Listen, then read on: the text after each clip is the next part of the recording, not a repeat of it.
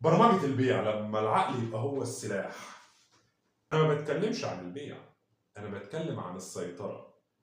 البيع مش صفقة، البيع مش منتج، البيع هو عملية اختراق صامت للعقل المقابل تخليه يوصلك لوحده وهو فاكر إن القرار قراره. أنا ما بعلمش الكلام، أنا بزرع فكرة في المخ تمشي لوحدها، تبني قرار، تخلق رغبة، وتقفل الصفقة قبل ما يحصل نقاش. في برمجة البيع احنا ما بنستخدمش كلمات، احنا بنستخدم ترددات. كل جملة بتخش جوه اللاواعي تغير ترتيب الحروف اللي جوه دماغ العميل وتخليه يشوفك الحل مش البايع.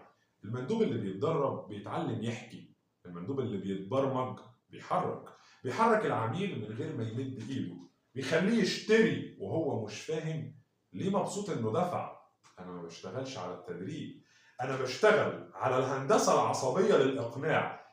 افكر العميل قبل ما هو يفكر، اتحكم في الجمله اللي هتيجي على لسانه قبل ما يفتح بقه. الناس بتسمي ده سحر البيع، بس هو مش سحر، ده علم وانا اللي كاتبه.